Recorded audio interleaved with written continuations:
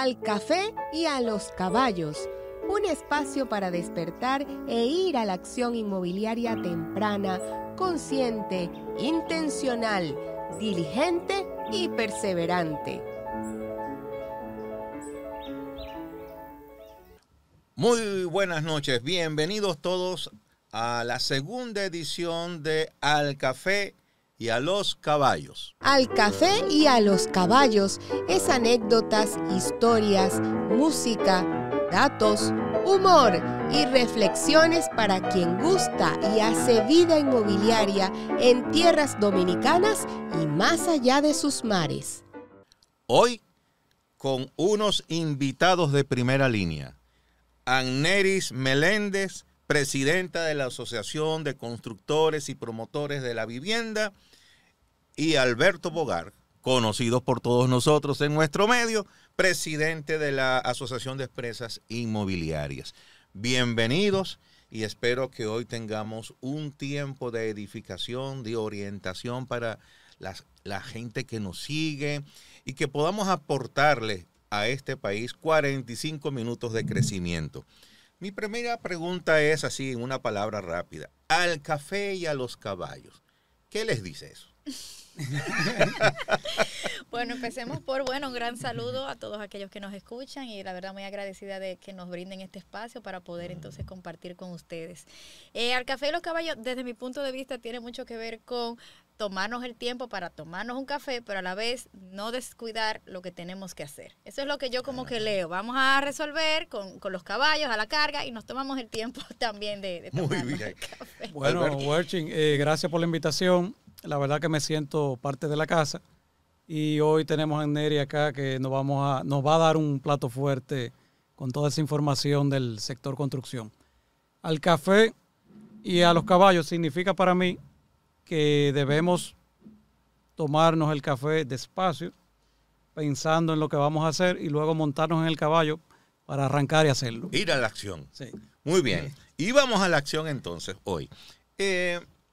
Desde el 2010, noté, yo leí, hice mi tarea, ¿no? O sea, yo leí, fui a las estadísticas y noté que desde el 2010 hasta el 2017, digamos que el sector de la construcción estuvo aportando un 10% del PIB de República Dominicana. Se mantuvo allí.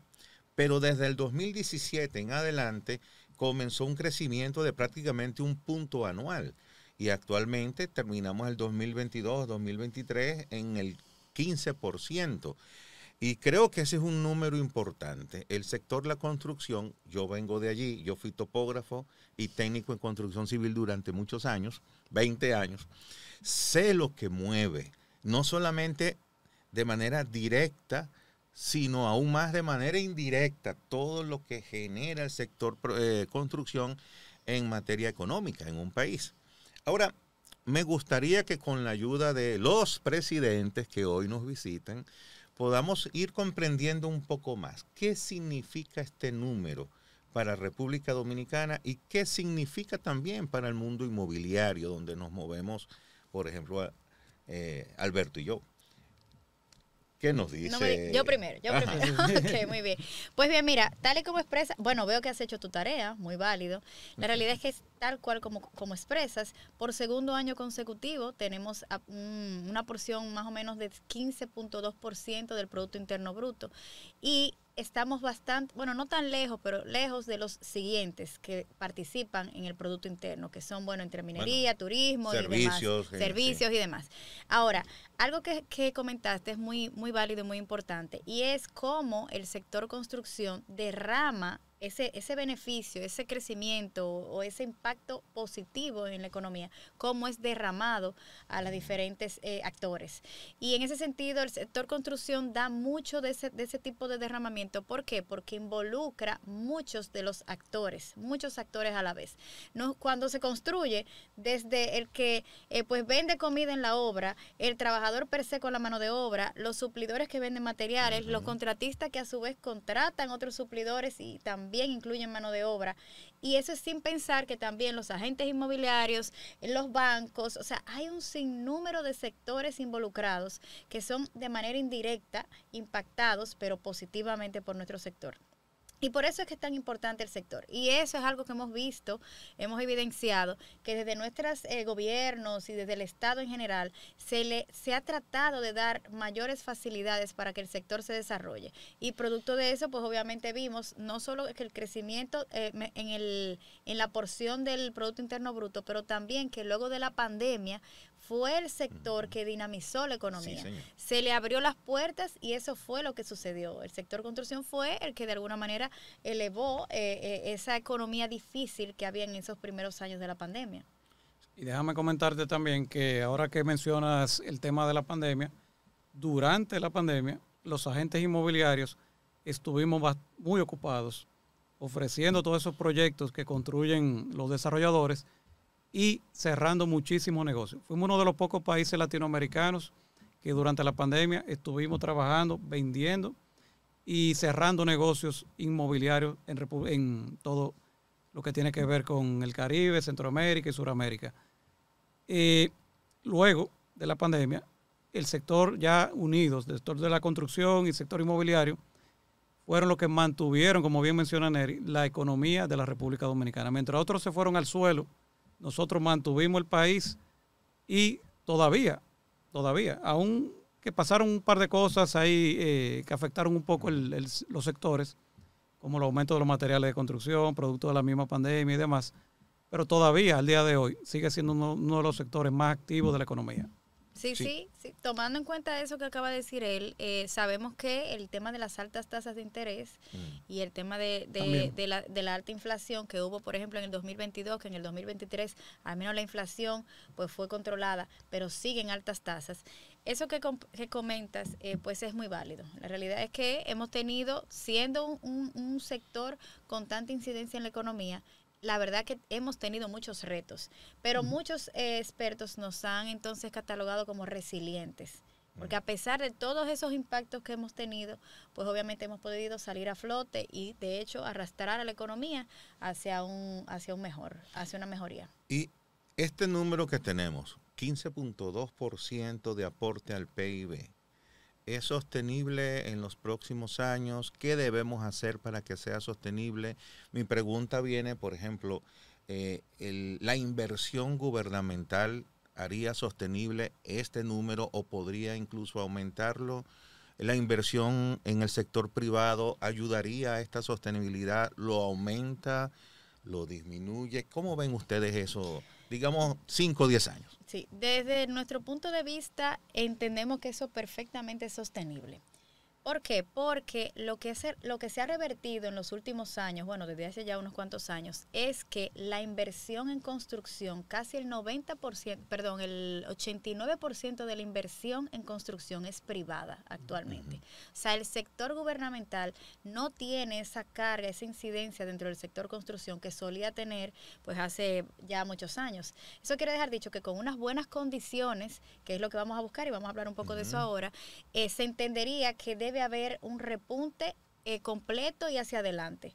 No tiene que haber una disminución de la participación. Sabemos que hay otros sectores, por ejemplo el de turismo, que tienen también un crecimiento porque somos una economía de servicio, ¿verdad?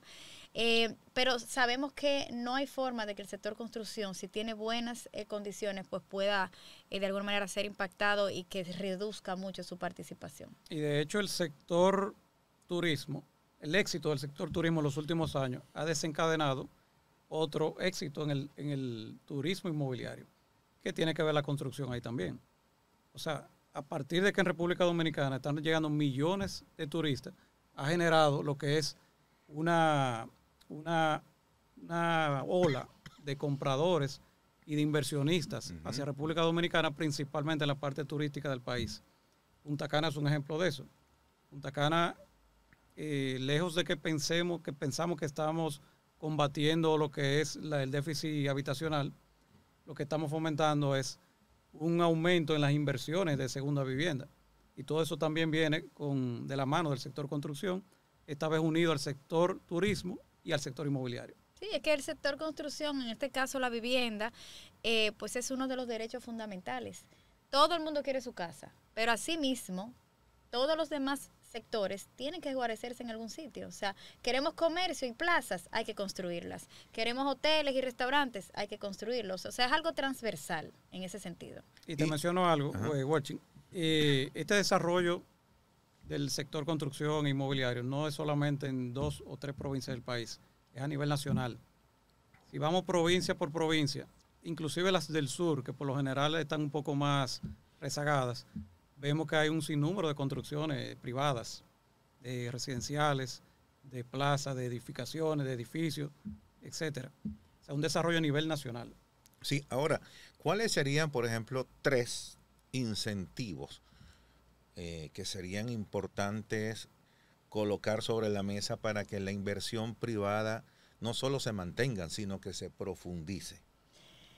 El primero de todos, sin lugar a dudas, es una ley de alquileres actualizada que funcione para proteger los derechos tanto de los inquilinos, ¿verdad? De los que van a utilizar la vivienda, como de los inversionistas o los dueños de las propiedades. Eso sin lugar a dudas es el primero, porque eso impacta todo, eso impacta el acceso a la vivienda y también impacta mucho la comercialización de viviendas.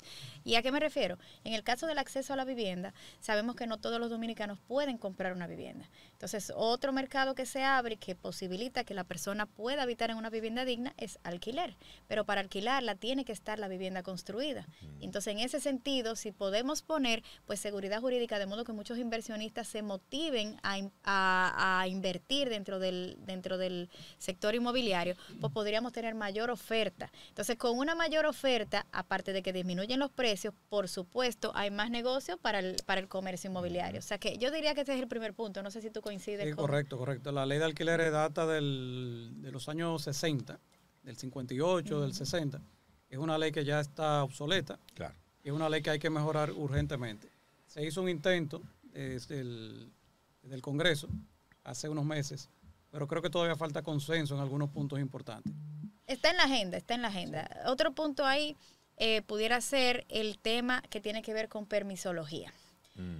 Tenemos grandes retos en ese aspecto, no son nuevos, no es de esta gestión. Esta gestión ha tenido grandes avances en cuanto a, tecnología, tal vez voluntad, y incluso hay un ministerio de vivienda que es nuevo en el caso de la vivienda, y que fue de hecho aprobado en esta gestión.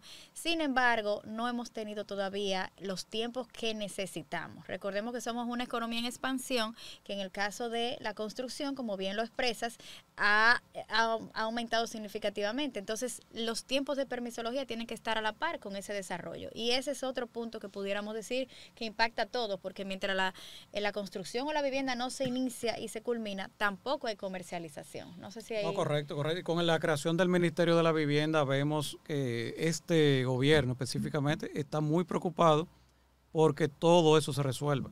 Sí. Creo que a la mayor brevedad ya vamos a estar hablando de una ventanilla única. Y eso es importante porque para efectos del mundo inmobiliario es un factor de riesgo. El no tener, porque a veces están desfasadas los tiempos de venta con respecto al proceso de permisología. Y nosotros, por ejemplo, estamos tomando acciones si no está en el cronograma, si no está especificado y no se va cumpliendo, nosotros no podemos comercializar por el factor de riesgo que eso trae. Entonces, tiempo y riesgo. Eso es importante. Y bueno, obviamente mucha informalidad, que es otro tema, que con la informalidad comienza la competencia desleal. Y un tercer punto que podríamos considerar tiene que ver con las condiciones de financiamiento para el sector. Tanto para el adquiriente, que impacta el acceso a la vivienda, como para el inversionista o el promotor o el constructor durante el proceso de construcción. Y ahí es que comentaba que las altas tasas de interés pues nos han hecho una jugada en ese sentido. Sabemos que vienen por factores externos, no tiene solo que ver con las políticas económicas que se han seguido en los últimos años, han sido muy positivas. Ahí lo único que agregaría es que deberían haber políticas de acceso al financiamiento que sean menos coyunturales. Actualmente, por ejemplo, no sé si lo han escuchado, cuando suceden las famosas liberaciones de encaje legal, pues todo está feliz porque consigue buenas tasas. El tema es que necesitamos, al menos para la vivienda, buenas tasas siempre, tasas de manera competitivas y que sean pues prioritarias, porque es que cuando tú mueves eso en la economía, cuando tú logras que el dominicano se decida por comprar una vivienda o por alquilarla, da igual, porque necesitamos oferta en alquiler también, se mueve entonces el aspecto inmobiliario y la economía, como expresábamos anteriormente. Y ese tipo de políticas que son coyunturales, muchas veces también los afectan a ustedes también al sector inmobiliario de comercialización. ¿Por qué? Porque la gente entonces espera eso. Me voy a aguantar, no voy a comprar ahora, voy a esperar que liberen el encaje. Que venga tal feria, sí, que liberen el encaje, siempre hay un... Entonces diríamos, para cerrar este pequeño espacio, los 3 puntos son, primero, una ley de alquileres actualizada. Lo segundo, permisología y tiempo de tramitación reducidos. Tercero, las mejores condiciones para financiamiento y condiciones económicas en el sector. A tomar nota. Bien, sí, ahora abordemos otro aspecto. Entiendo que hay más o menos 1.5 millones de viviendas en déficit. O sea, necesitamos, para satisfacer la necesidad, la demanda o los sueños del dominicano, 1.5 millones de viviendas. Mi primera pregunta es, ¿en cuánto tiempo creen ustedes que esa brecha se cierra? ¿O si nunca se va a cerrar? ¿Qué haría falta para estrechar esa brecha? Tomando en cuenta que muchas de las inversiones que realmente están ocurriendo en el país no son para cubrir esa brecha. Son para segunda vivienda, turismo, etcétera. Hay grandes inversiones allí. Pero para cerrar la brecha de la necesidad, hábleme un poquito eso desde su perspectiva. Mira, entiendo yo que que la brecha es difícil de cerrar, pero se trabaja en ello.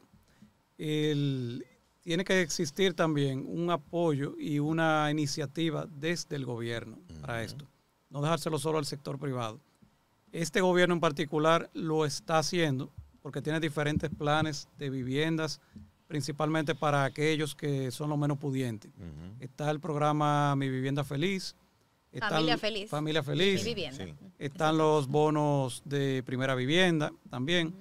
Y una serie de incentivos para que esta brecha se vaya disminuyendo. Al igual que está también mediante estos programas que se hacen con el sector privado, la construcción, con el sector privado, están los fideicomisos. O sea, vemos un gobierno colaborando en ese sentido y esa yo creo que es la primera fase para ir disminuyendo esa brecha, que haya un compromiso desde el Estado. Creo que se pueden hacer muchas otras cosas también, pero eso es lo principal. Sí, ahí comentarte que el déficit habitacional se compone de 2, el cualitativo y el cuantitativo. Entonces, solo para instruir un poco ahí, el cualitativo es aquel que la vivienda necesita ser mejorada. Y ese ronda, tengo aquí el dato, por 1.073.000 viviendas aproximadamente. Y luego el cuantitativo, que es el que sí tiene que ver con compra de vivienda, que las personas no tienen dónde vivir, anda por los 392.000 viviendas. Entonces, ¿qué sucede con eso? Es un número altísimo, que es imposible al menos abordar incluso en pocos años. Ahora existe lo que es el Plan Decenal de Viviendas, que fue instituido por un requerimiento dentro de la Ley de Viviendas, que recientemente está en proceso de evaluación, y ese plan está supuesto a disminuir este déficit en los años, anualmente, al menos que haya una disminución anual. Nosotros aspirábamos en algún momento a que fuera disminuido al menos en un 2% anual. Esa es la aspiración de nosotros del sector privado. Pero tiene obviamente esa raíz de dificultad que entendemos por eso que el primer punto era la ley de alquileres. ¿Por qué? Porque en ese sentido es la única forma de potenciar esa disminución de manera rápida, para que no sea solo que las personas tengan que tener dinero para comprar, sino que también puedan alquilar. Y bueno, muy válido lo que expresas de que existen muchos programas actualmente que de alguna manera dinamizan la oferta en lo que son viviendas económicas. La vivienda de bajo costo, que su tope es 5.8 millones, y el resto de las viviendas, como expresas del plan, de los planes de Familia Feliz y Mi Vivienda, son viviendas de interés social, andan por debajo de los 3 millones de pesos. Y son viviendas que realmente es la mayor parte del déficit, pero es un segmento de la población que es imposible atender por el sector privado sin un apoyo económico del sector público, porque el costo de estas viviendas de menos de 3 millones es sin que la tierra sea parte del bono, sin que hayan bonos iniciales también, por ejemplo, por el de ITEVIS, obviamente, que es de bajo costo, pero el de la mujer, hay diferentes modalidades. Sin eso es imposible atender. O sea que vemos muy positivo esos nuevos proyectos que se están desarrollando, que son básicamente en este cuatrienio. No se había visto antes. Exacto. Y también se ve que el adquiriente de este tipo de vivienda no tiene acceso a un financiamiento. Entonces, necesariamente tiene que venir esa ayuda a través del Estado. Sí, allí hay que hacer un juego de ajedrez muy inteligente. Porque por más que el aporte del sector privado minimice los costos de producción de estos proyectos de vivienda, el tema adquisitivo también juega un rol importante en la ciudadanía. Y si no tiene acceso al crédito, porque me ocurre mucho que no califica, porque entonces el banco tiene su propio nivel de riesgo que tiene que cubrir. Entonces, ¿cómo hacer para que eso pueda funcionar con mayor fluidez? Hay una pregunta asociada a esto. He notado que hay, digamos, una nueva forma de construir, cada vez más rápido, procurando ser más económico. Por ejemplo, las construcciones que se hacen con formaletas son mucho más rápidas. Un edificio lo paran en 1 mes, 2 meses, algo así. Suele ser un poco más rápido, por lo tanto baja los costos. Pero también hay otros tipos de construcciones que he visto, como las casas modulares, que se supone son un poco más rápidas y más económicas. ¿Cómo ve el sector este desarrollo? Porque es incipiente, no es que haya... ¿Cómo lo ven? ¿Podría ser un aporte importante a esto que estamos hablando? Tal y como comentas, pues la innovación y las nuevas tecnologías deben ser parte del proceso constructivo siempre, porque buscamos eficiencia, buscamos competitividad. En el caso, por ejemplo, de las formaletas, pues obviamente eso fue algo que revolucionó el mercado, hizo posible el mercado de vivienda de bajo costo, y es algo que, bueno, es muy usual ahora. En el caso de las casas modulares y otros sistemas, como tú comentas, el reto que le vemos a eso es precisamente que sean casas. Entonces, ¿qué pasa? Al ser casas, el componente del terreno es mucho mayor dentro del desarrollo, y la tierra obviamente lo más escaso, sobre todo las que están urbanizadas y cerca de centros. Entonces ahí lo que sucede es que tenemos que buscar opciones de ese tipo, pero para construir edificios, para que sean viviendas multifamiliares. Y existen formas. Por ejemplo, allá en Colombia, que vienen para acá, de hecho, hemos visto y se han desarrollado lo que son sistemas modulares, pero en edificios, en los cuales las paredes, en vez de ser vaciadas in situ como formaletas, es lo mismo, pero se vacían en una fábrica y vienen y se arman tipo el Lego, pero bueno, diferente, ¿verdad? Y se arman en obra. Se está probando ese tipo de nueva tecnología desde hace un par de años en Colombia, está dando resultados, y hay parte de los interesados en esto aquí en nuestro país. Entonces, la idea de tener nuevas formas de tecnología son importantes, no solo en la parte de obra gris, también está en las terminaciones, que tal vez no la comentaste ahorita. ¿Por qué? Porque si bien es cierto que se necesita la parte donde se sostiene la vivienda, pero ¿y qué tal la puerta y la cocina? Sabemos que no podemos contar con mano de obra rudimentaria a estos niveles, y sobre todo en vivienda económica, la artesanía y lo artesanal, pues obviamente no nos va a convenir, va a salir muy caro. Entonces, todo ese sistema de puertas que ahora vienen prefabricadas desde hace ya muchos años y que solo son instaladas con un par de tornillos, y las cocinas modulares forman parte también de esa innovación. No sé si tú ves algunas otras cosas. Excelente. Mira, aprovechando que mencionas Colombia, yo me he fijado cuando he viajado a diferentes lugares, que la construcción económica son muy bonitas en otros países. Muy bonitas, unas terminaciones de nivel medio, pero bonitas. Entonces, recientemente, o desde hace un par de años hacia acá, estoy notando aquí en República Dominicana eso, como que ya este tipo de terminaciones económicas no tienen que ser feas, pueden ser económicas y bonitas a la vez. Y eso lo vamos viendo en cada uno de los proyectos que están desarrollando a nivel económico, inclusive lo que está promocionando el tema del Estado, del gobierno. Y eso debe ir cambiando. La novedad, todo esto tiene que venir desarrollándose. Ya las tecnologías tienen que ir cambiando de construcción. Venir con nuevas tipos de casas que vemos en Japón, que vemos en China. Y los aspectos de sostenibilidad, también los aspectos de sostenibilidad. En otros países, tomando Colombia de nuevo, las viviendas económicas son las primeras que son certificadas a nivel de sostenibilidad. Aquí en nuestro país estamos todavía en pañales con eso. Sabemos que, pues obviamente ahora en enero creo que se aprobó la taxonomía verde, que es el primer paso para poder al menos tener una evaluación de lo que es una construcción sostenible. Nosotros, por ejemplo, desde Acoprovi, estamos ahora impulsando lo que es la guía de construcción sostenible, que sería el primer instrumento, o sea, la primera guía que tendría un constructor para saber cómo puede incluir prácticas sostenibles. Me gusta eso. Hemos hablado un poquito de economía, hemos hablado un poco de cuál es el impacto social que hay en el sector, el tema de la vivienda. Ahora hablemos un poquito de las instituciones. Yo tengo 2 presidentes aquí. Entonces, ¿cuál es el aporte inmediato que Acoprovi está desarrollando este año? ¿Cómo podemos colaborar como agentes inmobiliarios en ese desarrollo? Háblame un poquito más de esa guía, que me parece que es un buen aporte a nivel de valor. Entonces, ¿qué estamos haciendo como instituciones? ¿Qué podemos hacer juntos para caminar y hacer cosas buenas este año? Sí, bueno, justamente en octubre del año pasado nosotros desde Acoprovi celebramos la 8ª Mesa Nacional de la Vivienda, que es como si fuera el congreso, la convención bianual, donde se plantean todos los retos y todas las oportunidades que tenemos en materia de vivienda. Entonces ahí nosotros pudimos presentar y explorar lo que es la visión 2030 del sector, hacia dónde debemos dirigirnos. Y habían 3 puntos fundamentales. El primero es obviamente mayor acceso a la vivienda, que ya lo hemos tratado por aquí. El segundo fue manejarnos desde el punto de vista de empleo digno.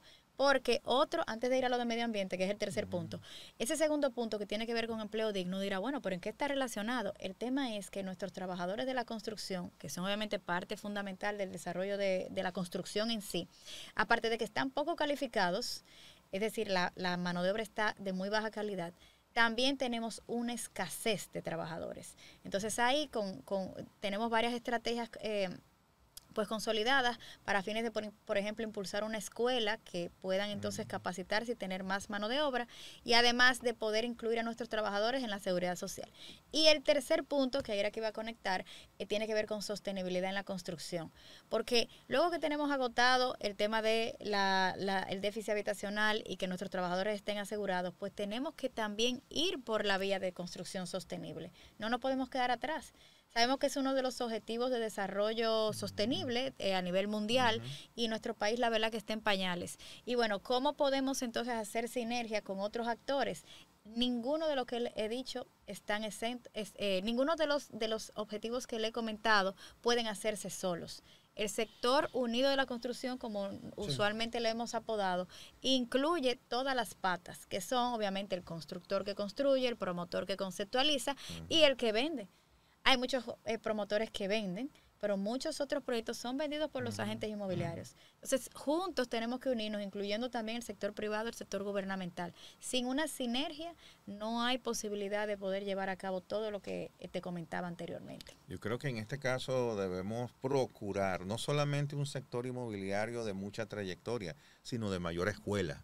Correcto. Por la formación que se requiere, necesitamos no solamente valernos de la trayectoria, sino que necesitamos aprender cosas nuevas, generar mayor escuela entre nosotros mismos. Y esa escuela debe, desde donde yo lo veo, debe ser sinérgica. Es decir, no comprender solo mi proceso, sino comprender también qué está ocurriendo con mi vecino, el que es la otra pata de la mesa, ¿no? Comprender qué ocurre allá para yo saber cómo aportar desde aquí. Y al revés también. Entonces creo que tenemos una buena tarea por allí, por realizar. Sí, vamos a trabajarlo y a aterrizarlos. Yo me pongo a su disposición también para ayudarlos en esos procesos. Y ahora, mira que próximamente la presidenta debe comentarte de un acuerdo que se va a firmar interinstitucional, donde, bueno, creo que por primera vez. Por primera vez. Muy correcto, muy correcto. Sí. Bueno, es el momento, vamos a comentarlo. Mira, primicia, señores. En el café y a los caballos, primicia. Primicia. Bueno, pues nosotros por primera vez en la historia hemos hecho una coalición formal, donde los actores más importantes del sector, en los cuales está incluido los agentes inmobiliarios, estamos los constructores y promotores y otros actores, pues nos hemos unido a favor de las mejores prácticas en cuanto a la construcción y comercialización inmobiliaria. ¿Por qué? Porque entendemos que obviamente hay una complejización, o sea, es más complejo, todo este tema inmobiliario es más complejo ahora.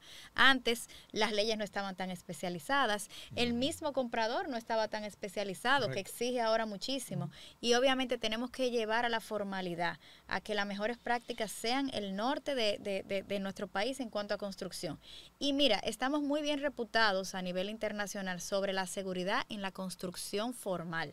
Aquí el tema es la construcción informal, que bueno, eso tiene que ver un poco con normativas y demás. Pero bueno, en este acuerdo, la intención es que todas las partes pues formalicemos esa intención de ver cómo podemos entre todos, cada uno en su rama, ¿verdad? Nosotros como constructores y como los promotores, los agentes inmobiliarios por su parte, y cada uno de los actores pues puedan de alguna manera motorizar acciones que terminen en ese objetivo. Mira qué interesante esta ponencia final, porque incluso mencionaste a los clientes finales. Sí, sí. Es decir, no, los únicos inteligentes no somos nosotros. Hay un cliente final que cada vez es más inteligente, suspicaz, hay mucho YouTube también. Mucho YouTube. Y muchas veces y más exigente. Ese cliente sabe más que la gente inmobiliaria. Pero muchas eso veces es excelente. Sí. Porque también... Pero no porque sabe más, perdón, es porque ha investigado el mercado y ha hablado con el promotor, ha hablado con otros agentes, y eso se va edificando. Claro, y eso hace una excelente presión hacia lo que estás exponiendo. Tenemos un cliente final de mayor nivel, necesitamos entonces nosotros tener una mayor cohesión y preparación en el asunto. Y ahora, especialización. Entender que nosotros vivimos pues diciendo que la vivienda en nuestro caso es una especialidad. No es lo mismo construir un puente y vender un puente, no sé, eso no se hace, pero es un ejemplo. O la parte tal vez comercial o la parte de oficinas no es lo mismo que viviendas. Y casi creo que es un 80 y tanto % de todo lo que se vende en el país es vivienda. Entonces, la verdad que los agentes inmobiliarios ahí tienen bastante trabajo. Nosotros también nos estamos especializando. Estamos desde la asociación, estamos promoviendo la especialización. Están los agentes que trabajan comercial, los agentes que trabajan para como segunda vivienda, que trabajan en la zona turística, los que se dedican a lo residencial. También estamos promoviendo lo que es la especialización. Sí, sí, sí. El desarrollo de un país desde el punto de vista económico, social, etcétera, yo entiendo que es eminentemente espiritual. Valores, creencias, intenciones profundas, intereses. En este sentido, ya para ir aterrizando, finalizando nuestro espacio, ¿qué creen ustedes que debemos preservar? Porque nos ayuda. ¿Qué debemos tal vez poner de un lado? Porque nos ayudó en un momento, pero ya no. ¿O qué debemos implementar de nuevo? Algo nuevo que nos ayude a ir hacia adelante. En mi caso, bueno, en nuestro caso de la construcción de la vivienda, que la pregunta es bastante interesante, entendemos que, por ejemplo, ¿qué debemos preservar? Nosotros no podemos estar en contra de lo que hablamos hace un momento, de que las personas tengan mayor conocimiento y que la construcción sea más formal y las mejores prácticas, porque esa es la tendencia mundial. Entonces, debemos acogernos a las mejores prácticas que tienen que ver con integridad, tienen que ver con sostenibilidad también. Las mejores prácticas siempre nos deben guiar en nuestro camino, y ese es el camino de la formalización también. ¿Qué debemos dejar?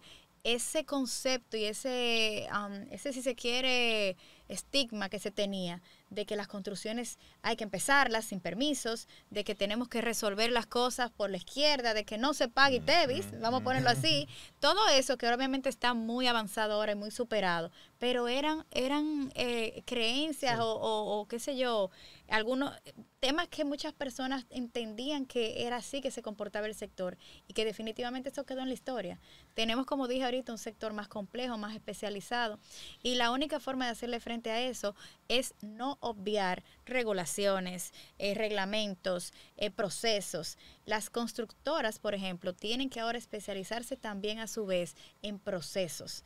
Ya ese tema de que el maestro lo resolvía todo, que el ingeniero no, solo con la universidad le bastaba, no, aquí tenemos que hacer cursos, tenemos que hacer maestrías para poder gerenciar un proyecto. No nos basta con el liderazgo que nos dan tal vez en el colegio, porque en las universidades no dan materias de liderazgo, tiene que usted especializarse para dirigir personas, por ejemplo. Entonces, es importantísimo que las personas entiendan, bueno, los profesionales de ahora, que hay que estar a la vanguardia. No podemos quedarnos atrás. Yo diría que por ahí es que anda en el caso nuestro. Nosotros, Working, en el sector inmobiliario, hemos cambiado en los últimos años de 1000%. Lo que es la capacitación, el desarrollo empresarial, la tecnología, nos está llevando a niveles que nunca se habían visto en el sector inmobiliario. Y cada vez más son las empresas que van adquiriendo un alto nivel en lo que es dar respuesta a los clientes, a los promotores y a todo el sector a nivel general. Yo creo que debemos seguir capacitándonos desde la asociación, ese es nuestro principal objetivo de cara hacia la gente y hacia las empresas. Debemos seguir trabajando día a día para que esos dominicanos que están en el exterior vengan aquí y que inviertan seguro, que sigan invirtiendo de manera segura, que debemos seguir trabajando también para que nosotros podamos ayudar a reducir lo que es la brecha del déficit habitacional, para que nuestros clientes continúen invirtiendo. O sea, no veo por qué dejar cosas atrás. Quizá las malas prácticas las podemos dejar a un lado, el tema de la mala maña en el trabajo y demás, y ir siempre lo que es por el camino de lo correcto, por hablar con la verdad hacia nuestros clientes y por dar una asesoría de calidad todo el tiempo al más alto nivel. Me encantó algo que agregaste, es el tema de la tecnología. Sí.